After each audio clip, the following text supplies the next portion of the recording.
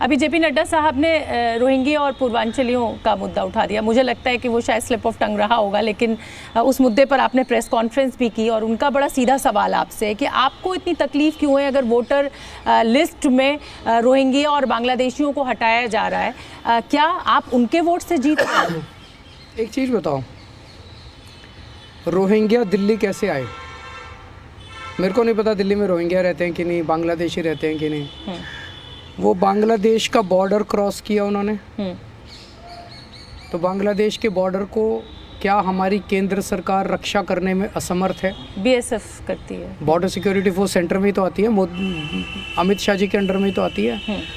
तो border security force, Amit Shah ji क्या कर रहे थे जब बांग्लादेशियों ने बॉर्डर क्रॉस करके हमारे देश में प्रवेश किया? फिर वो बांग्लादेशी आसाम, वेस्ट बंगाल, बिहार, झारखंड, उत्तर प्रदेश पार करके दिल्ली पहुंच गए।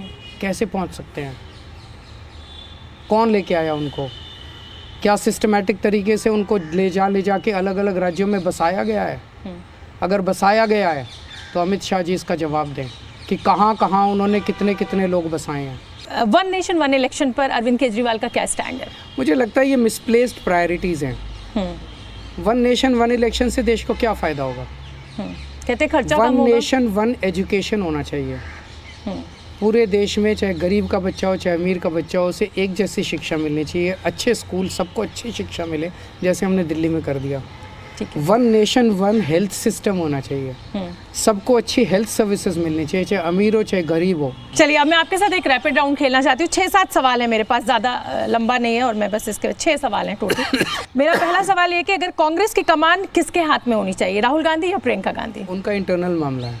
आपकी चॉइस क्या है? मैं कांग्रेसी थोड़ी हूँ, मेरी चॉइस क्या है? आपने तो civil services prelims exam qualify किया हुआ है, टिक मारिए ना एक। उनकी इंटरनल मामला है। इन दो नेताओं में आपको गठबंधन के लिए कोई एक चुनना पड़े तो आप किसे चुनेंगे, लालू यादव या नीतीश कुमार? जब गठबंधन की जरूरत पड़ेगी तो हम आप सर डिप्लोमेटिकली जवाब दे रहे हैं। यहाँ पे एक टिक, आपके पास एक ही विकल्प है। काश राजनीति इतनी आसान होती कि टिक मार्क से राजनीति चल जाती। आम आदमी पार्टी की बागडोर अगर महिला के हाथ में हो तो बेहतर कैंडिडेट कौन, आतिशी या सुनीता केजरीवाल? आतिशी।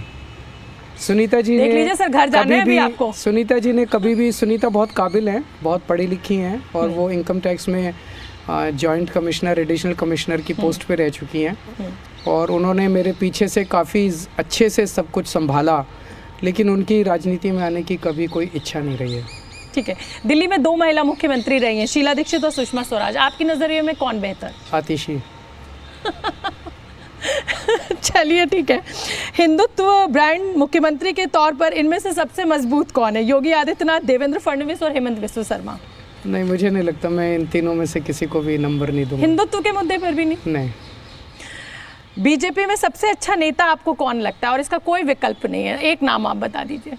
नहीं, मेरे को किस लिए बताना है? जनता तय करती है जनतंत्र के अंदर। आपको कौन अच्छा लगता है सर? अब ये तो आप किसी के साथ खाना खाना पसंद करते हैं, किसी के साथ मिलना पसंद करते हैं, पॉलिटिकल नहीं होता है। सब अच्छे हैं, मैं किसी की बुराई नहीं करता।